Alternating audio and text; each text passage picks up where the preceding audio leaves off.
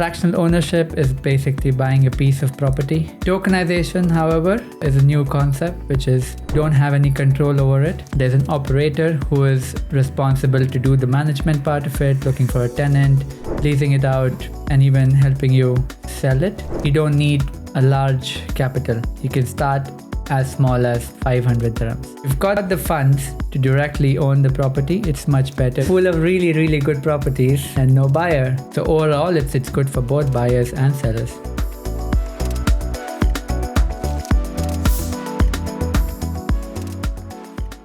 Hey guys, welcome back to Prop AI's podcast. I'm Beth and I'm here with Himanshu. Himanshu.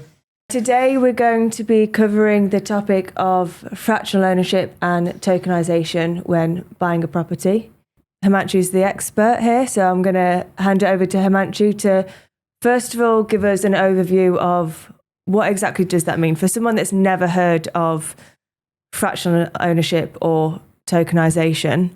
What does that mean to buy a property? Well, fractional ownership is not a new concept. It's been there for a long time. In some places, some countries, it's called REITs. Tokenization, however, is a new concept which is mixing fractionalization and blockchain. Fractional ownership is basically buying a piece of property. You're buying maybe 1% or 10% of the property. You don't have any control over it. There's an operator who is responsible to do the management part of it, looking for a tenant, leasing it out, and even helping you sell it. Tokenization, on the other hand, is everything which is fractionalization plus adding the tech element to it, which is adding blockchain to it. So all the transactions happens on blockchain. People will hold their shares directly in a wallet, and eventually they will have an option to trade it in a marketplace. So they can liquidate their tokens immediately and get paid. Okay, so with fractional ownership, are they actually buying a piece of the property? No, they're not buying a piece of the property. They're buying a piece of a company which eventually owns the property. So all these investors, they will have a share in the company, and the company will have the property. So for a buyer then, what are maybe some of the benefits of these two types? Well, there are a ton of them. A, you don't need a large capital. You can start as small as 500 dirhams. And B, you don't have to do the whole management part. You basically just put the money down, buy the shares on the platform, and sit back and relax, and you get your yield every month. Even when it comes to selling, you're not really looking out for someone who can buy your shares. The operator or the platform will help you in doing this. And the buying process, are there any benefits to the actual buying process as well? I know we've discussed previously, tokenization is a little bit different. Maybe you can give us some information on how that has some benefits as well. Tokenization is a fairly new concept. It's quite prominent in certain countries in the US, certain states in the US, some parts of Europe as well. And Dubai DLT is pushing for it. They also have a projection that eventually about 7 to 10% of all the transaction will happen via these platforms.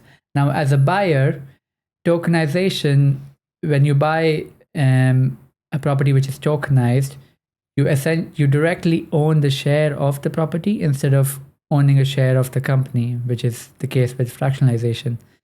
And then you also have the option to immediately liquidate those shares on the trading platform. However, for fractionalization, you can't do it. So companies have two exit windows. You choose to exit in either or you hold the property. When the company or the platform wants to liquidate the asset, you have no control as well. You eventually have to sell your portion along with whatever the company decides. And now this sounds great. What are maybe some of the downsides that people need to be aware of?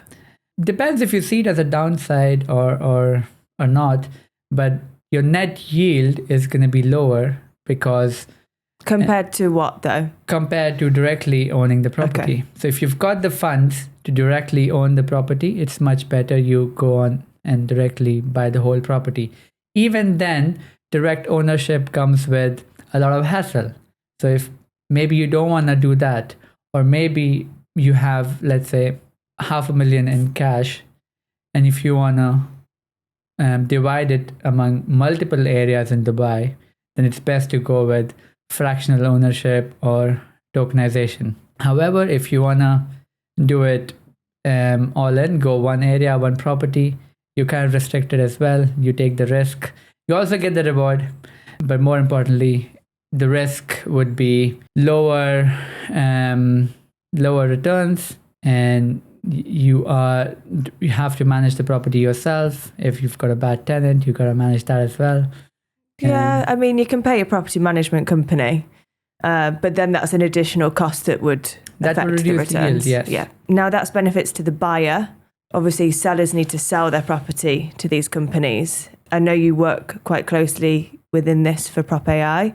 You've experienced both sides. Maybe you could tell us a little bit about why a seller would want to sell their property to one of these operators, and also maybe why you face some challenges with that. Yes, so sellers who are trying to liquidate their property and want the funds immediately, let's say in the 15, 20, 30-day period, without having to go through the whole listing process, viewing, negotiating, and all of those things, it's much better that they sell their assets or properties to these companies. 15 days seems quite short. This is realistic, or this is for specific types of properties? Anything which has a good yield, under 900K a million, it's possible to transfer within 15 to 30 days, maybe 20 to 30 days. I guess it also depends if the property is mortgaged, right? Because then they need the bank process also. Correct. If it's mortgaged. Then it takes so if it's a cash seller and it's maybe a lower value property, that 15 to 30 day period is achievable, really. Yes. Yeah. For example, my last few properties which I sold were funded in 4 and 2 hours. What do you mean by funded? They've got a bunch of investors signed up on their platform. Once the property is listed on the platform, they will buy in portions and fractions. Once the funding is completed, then we head to the transfer. Okay. So a lot of the time is based on time to fund, I guess. So the higher value the property, the longer it would take to fund. Once it's funded, does it then go back to more of a normal sales process where if it's mortgaged, you would obviously go towards mortgage clearance, and if it's cash, you would request a manager's check and go to transfer? Or is there anything that could also cause delays within that period? Once the property is funded, there's a couple of additional steps. These companies are heavily regulated by DIFC and DFSA. The next step of the process is they register a company in DIFC, which is the eventual buyer of the property. Mm-hmm. And all the people who have bought the property on the platform, they're essentially the investors in the company and shareholders of the company. Now, what's so special about these properties that they're putting on the platform? And I guess, how do you find them? You're responsible for the acquisitions to help these partners that we have. Why are they of interest to these investors? Well, these companies, they have all of these platforms or companies, they have an internal research team who kind of go through the whole market, see what is worth buying and what is worth not buying. When you say worth buying, this is a broad term. Like, what are they looking for? They're looking for 2 things. One, the property has to be around the market price. Yep. Maybe slightly under, but roughly around the market price. Mm-hmm. And then they're looking for the highest yield possible. Their target is about 7.7% gross yield. But these are the 2 essential criteria through which they look at all the properties. Isn't this what every investor is looking for, though?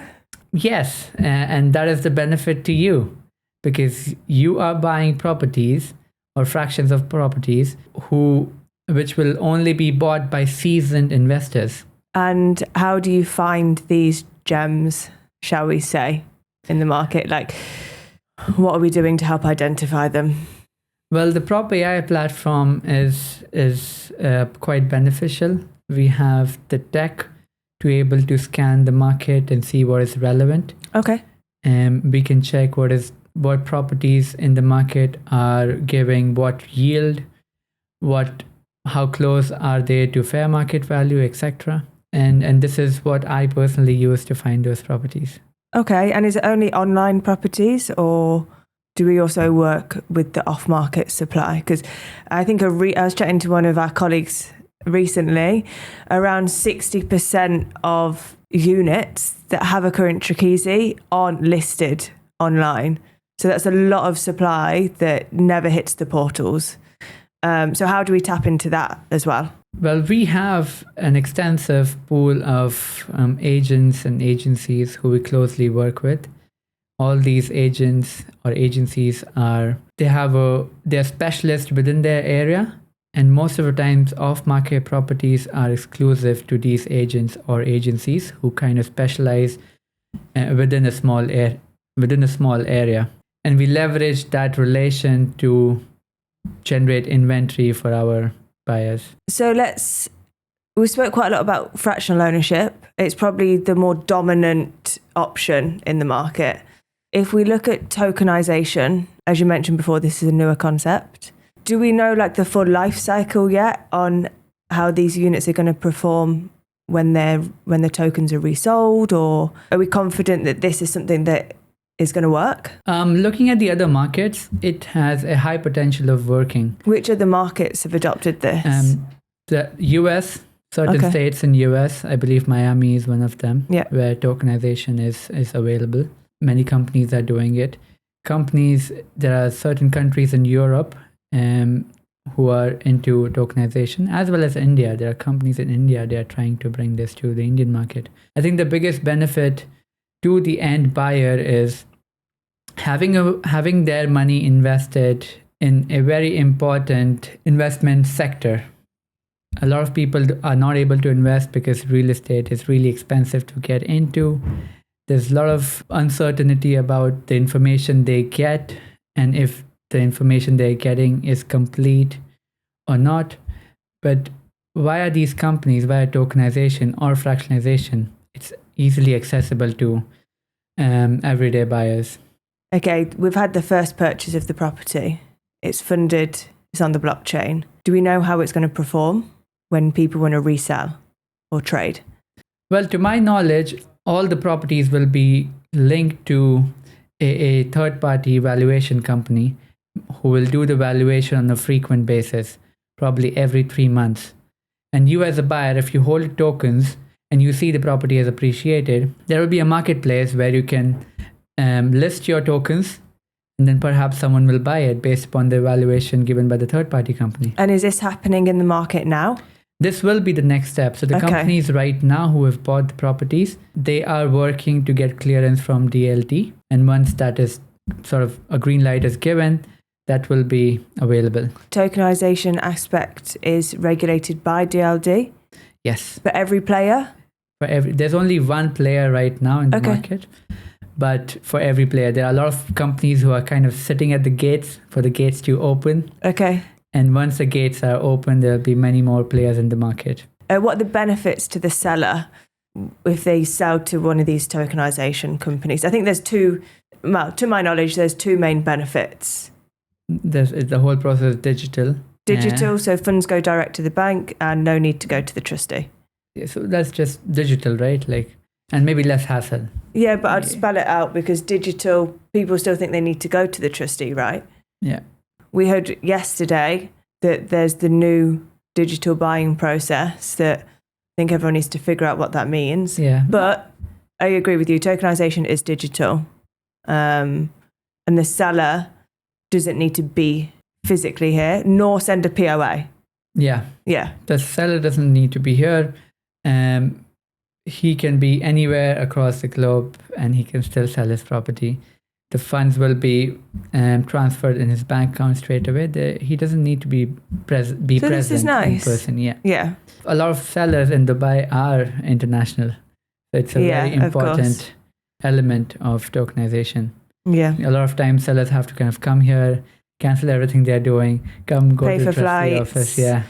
arrange their whole schedule and then something still is delayed or goes wrong, and people can easily get frustrated. True. You source these deals that are at or below fair market value and of high rental yield. Not every property that you find is going to be bought by one of these players. So what does that mean? Well, then I'm left with a pool of properties, a pool of really, really good properties. Okay. And no buyer. Do you think it's a benefit that they're on the lower ticket size? People might have the funds available, or do you think if we did the same for properties that were 4 mil, 5 mil, 10 mil, we would get the same appetite? Even in a normal scenario, it's very difficult to sell a property which is 4 or 5 million. There's a process, maybe 4 weeks, maybe 8 weeks, if it's above market, depending upon how much above market it is. But I'm saying if we find properties valued at 4 million that are at or below fair market value with a good rental yield, let's just say they're both investment-wise nice. Okay. But one's 1 million, one's 4 million. Do you think the interest would be the same? Well, I believe the interest would be same within their sort of potential buyer pool. So if I'm pitching that 4 million property to someone who has bought previous 4 or 5 million properties. Yeah, of course. But to the mass market, realistically, the people are more likely to have interest or funds available for a 1 million property as opposed to a 4 million. That is true, yeah. So what are the characteristics of the majority of these properties? Yes, we spoke about price point. We spoke about below fair market value and rental yield. But what are we talking? Location-wise, bedroom, property type, what can people expect to see? It's a wide spread. There are properties with the same yield available in Marina, but they're not as many in comparison to Arjan or JVC for that matter. JVC has a very high rental yield. But in terms of areas, they are spread across Dubai. And are we talking studios, 1 beds, 2 beds, like? I would say between studios to up to 2 beds, depending upon the area. Okay. And what's the reason you think this is? Obviously, one price point. Generally have a higher yield, these types of bedroom types, or? Well, it's quite known studios kind of are high in demand in most areas. That is the reason all the studios in areas like JVC and Arjan, they rent higher because there's more demand and it's more accessible as well. It's affordable as well. So this demand for studio is a lot more than the supply for studios. This could be the reason why studios yield so high. Mm-hmm. And then we've got 1 bedrooms as well, depending upon the areas. We're speaking about ready properties. Can the same be applied for off-plan? As of current moments, only ready properties. But in future, and in near future, this will apply to off-plan as well. Okay. As of now, the regulators have kind of restricted these operators or platforms to buy off-plan properties because of the risk involved. Okay. But slowly those doors will be open as well. Okay. And there are kind of players who are ready to get into that. So keep an eye out, basically. For you. If we look at where we think this is going to go, do we think it's going to change the market? What does it look like for the future of the digital buying? I think we need to take a step back and see how anything gets into people's hand. Anything new is always in the hands of the most affluent class. But as time passes, more people get access to it. And it's only when the mass market gets access to it, any particular thing is successful. You cannot just have mobile phone for the top 1% of the people. You have to have it for everyone, so everyone is connected. Same is true for real estate, and I think Dubai in general. If they want more money to come in, they cannot just hope millionaires come to Dubai and buy properties. They have to make it accessible for more buyers to come in, for more people to come in and invest their money in real estate in Dubai. And this is the way. This will bring a lot more money in the market. This will stop distress selling from... How? If a seller is in need of money for whatever reason, and he wants to liquidate, he needs to find a person who can pay that entire amount immediately. 1, 2, 3 days. Maybe he wants the cash in 10, 15 days. He wants the cash as quickly as possible. So he will drop the price way below fair market value in order to get access to cash.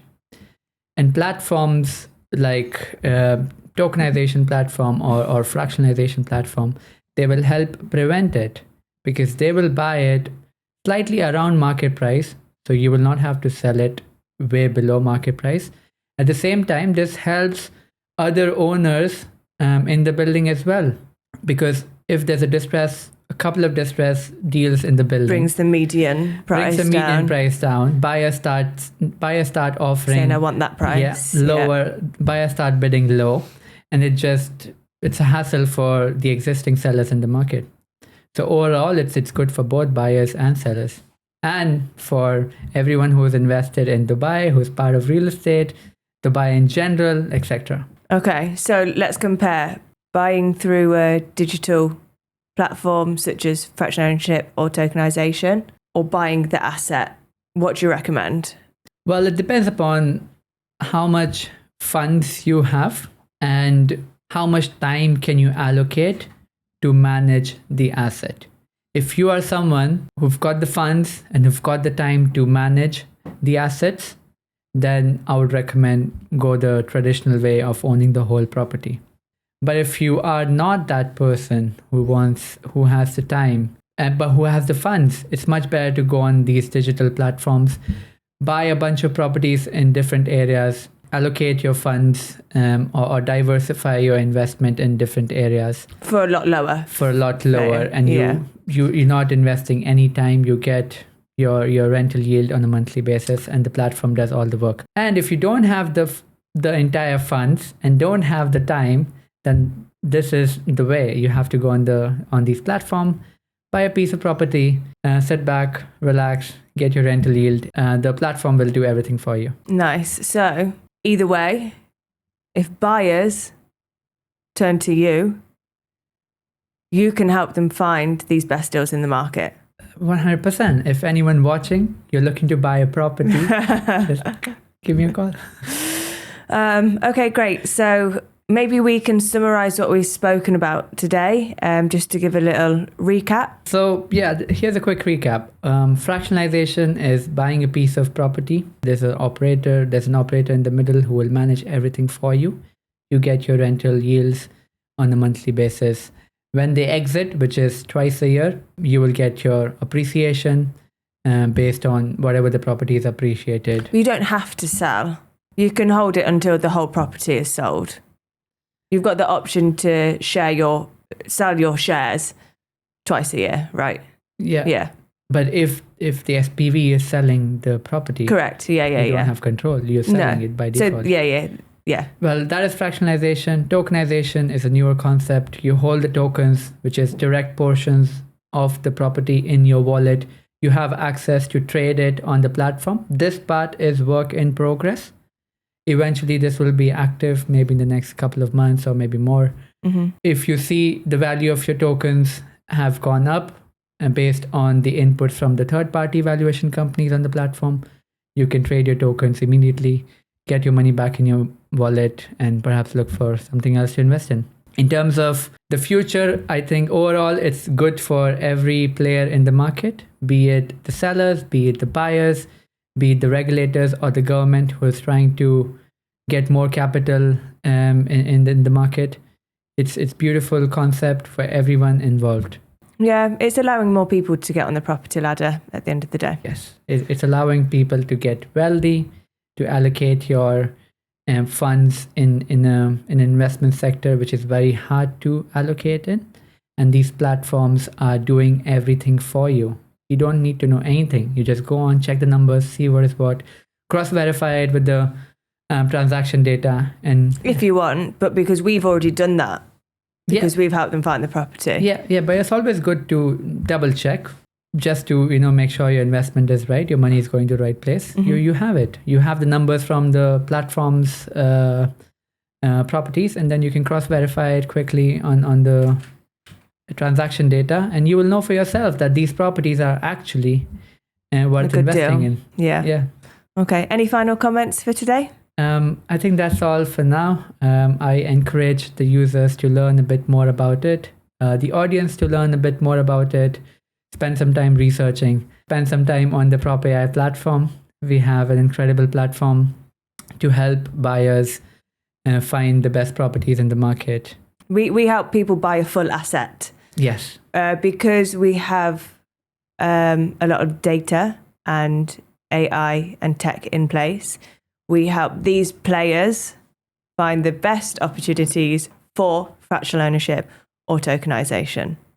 So regardless of what they are looking to buy, we're kind of sprinkled in there in some kind of way. Yeah. But if anyone is looking to buy a full property, this is kind of our bread and butter, really, isn't it? That is absolutely correct. Thank you guys for tuning in and spending your time watching this. We'll be creating more of such videos, informative videos, and I hope you find it useful.